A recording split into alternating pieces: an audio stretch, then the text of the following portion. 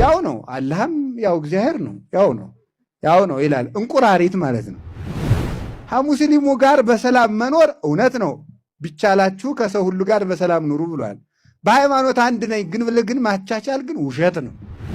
እንቁራሪት ከዚያም ጥልቅ ከዚያም ጥልቅ። የነ ፓስተርን መዝሙር ብንሰማስ ምን ችግር አለው? ይሄ ምንድነው? እንቁራሪትነት። ውሸታሞች እናንተ እንቁራሪት አይደላችሁ ናችሁ። እስኪ ካፌውን ይዩት፣ እስኪ ሆቴሉን ይዩት። ማለዳ መዝሙር፣ ወደ 5 ሰዓት ሞቅ ሲል ዘፈን። እንቁራሪት ማለት ይሄ ነው። ከዚያም ጥልቅ ምን ያረጋል? ቀጥ ብለህ አትሄድም። ዘፈኑም ያምርሃል፣ መዝሙሩም ያምርሃል። ሰው ነኝ ብሎ ማሰብ ነው።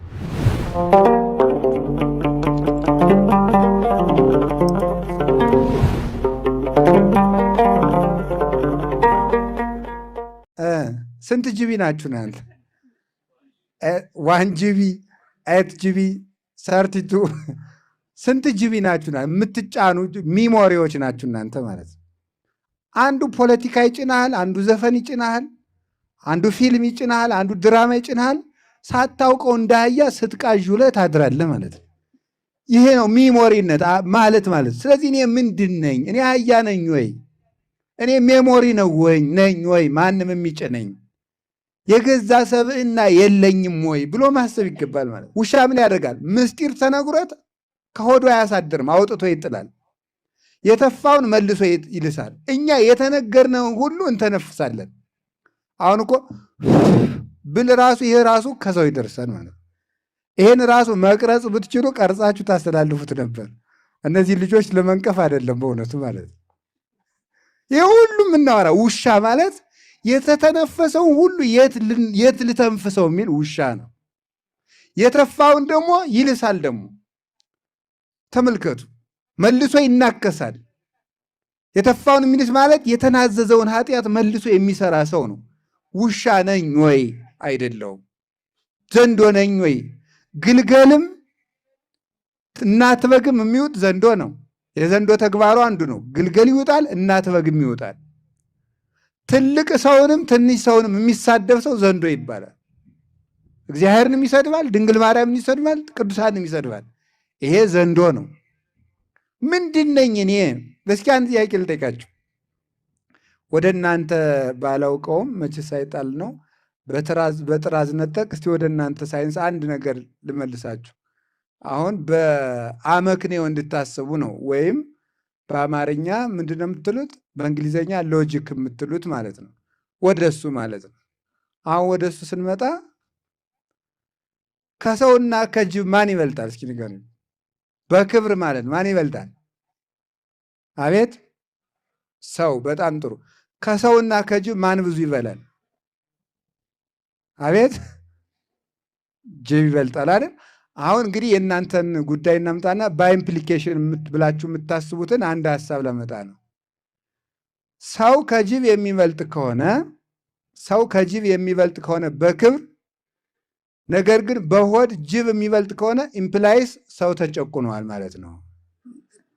የእናንተ አመክንዮ ማለት ነው። እንደዚህ ምለው ማለት ነው። እንደዚያ ነበር የሚሆነው ማለት ነው። ነው ወይ?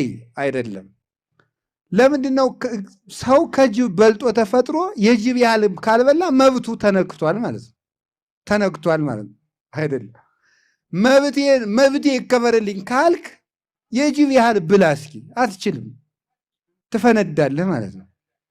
የጅብ ያህል መብቴ ነው እያልክ የጅብ ያህል ልብላ ብትል አይሆንም። ጅብ አይደለም አንተ፣ ሰው ነህ አንተ።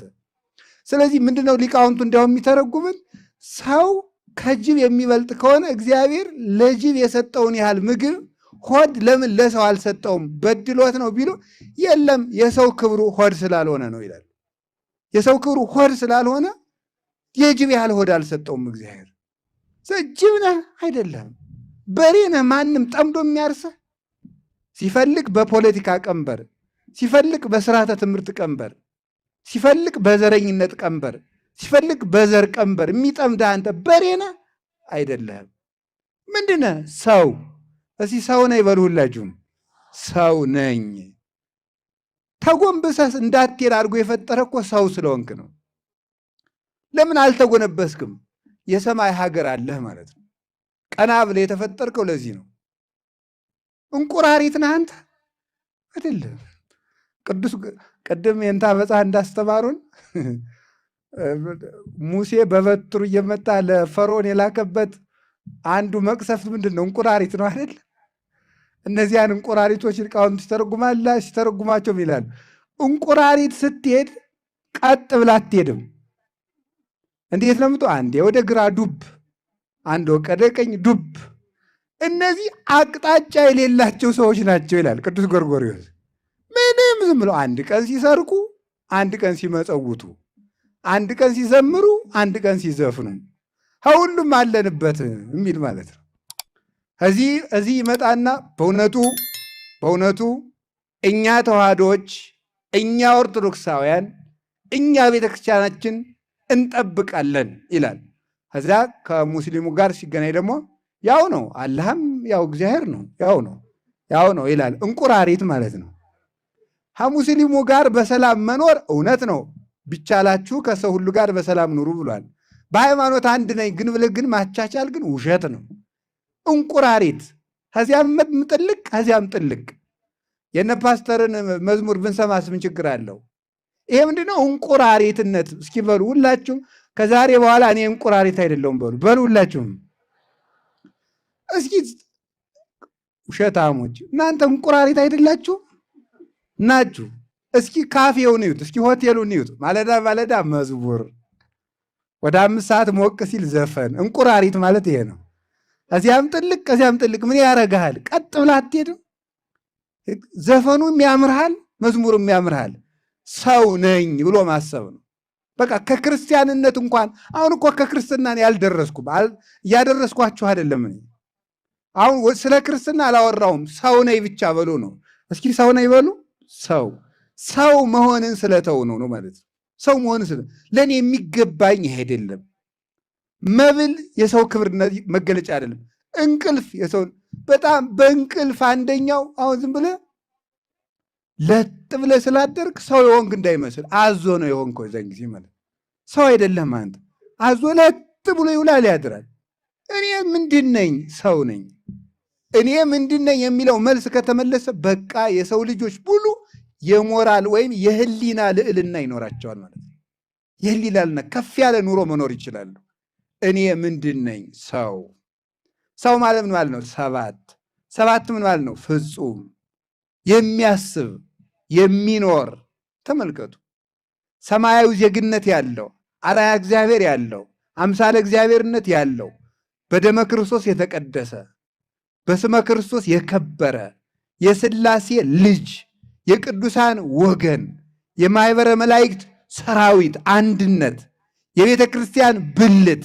ክርስቲያን ስንሆን ደግሞ ወደዚህ መጣን ማለት የክርስቶስ አካል የክርስቶስ ብልቶች ነን። እንዲህ መሆናችንን ስለምንረሳ ህሊናችን የወደቀው አኗኗራችን የወደቀው ስለዚህ ነው። በዓለም ላይ ያሉት ሰዎች በሙሉ አሁን እምነት የሌላቸውን ጨምሮ የህሊና ውድቀት የጀመራቸው የሰውነት ክብር በቁስ ክብር ስለተተካ ነው። ቁስ ከሰውነት ስለበለጠ ነው።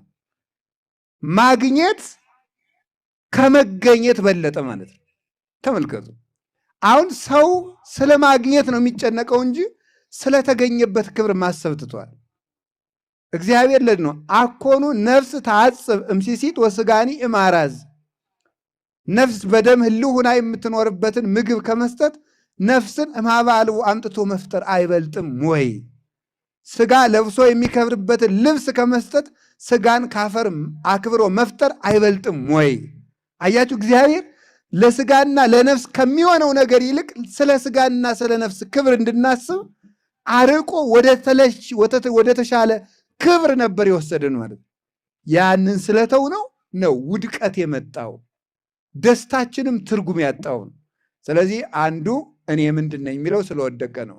እኔ ምን ላደርግ ወደዚህ ዓለም መጣው? ወደዚህ ዓለም የመጣ ነው ለመንፈሳዊ ንግድ ነው ባጭሩ። ወደዚህ ዓለም ለምን እንደመጣ አያውቀውም። ማንኛውም ሰው የፈለገ የአንትሮፖሎጂ ሊቅ በሉት የባዮሎጂ በሉት ምን የፈለጋችሁን የኤፒስቴሞሎጂ በሉት የፈለጋችሁትን ሎጂ እየጨመራችሁ ጥቀሱት። ያ ሁሉ ብትጠቅሱት ለምንድን ነው ሰው የሆንከው ብትለው መልስ የለውም። ለምንድን ነው የመጣኸው? ሰው የሆነው ለምንድን ነው? በቃ እሺ እግዚአብሔር መኖርን አታምንም። እኛ ከአይጥ የተሻለ አካል ያለን ለምንድን ነው? ለምንድን ነው እኛ ከሌላው የተለየ አካል ያለ? ለምንድን ነው ማሰብ የቻልነው? ለምንድን ነው ፈረስ ሞንታርቦ የማይሰራው? ለምንድን ነው ነብር ቤት የማይሰራው? ለምን አይሰራም? ለምን መኪና፣ ለምን አውሮፕላን፣ ለምን መንኮራኩር አላመጠቀም? ሰው በተለየ የተሻለ አይምሮ የተሰጠው ለምንድን ነው? እነዚህ ነገሮች ሁሉ ለምስክርነት የቆሙ አይደሉም ወይ? ስለዚህ የሰማይ ሀገር ቢኖረን አይደለም ወይ? ለምንድን ነው ደስታችንስ የማያበቃው?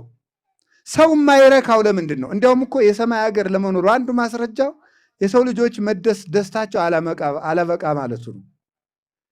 እግዚአብሔር መኖሩን ከምናስረዳበት አንድ ጉዳይ አንዱ የሰው ልጆች መርካት አለመቻላቸው ነው። ለምንድን ነው የማይረኩ ሲባል አንድ የቤተ ክርስቲያን ሊቅ ሲናገር ልባችን ለአንተ መቅደስነት ስለተፈጠረ አንተ እስከምትገባ ድረስ አይሞላም ይላል።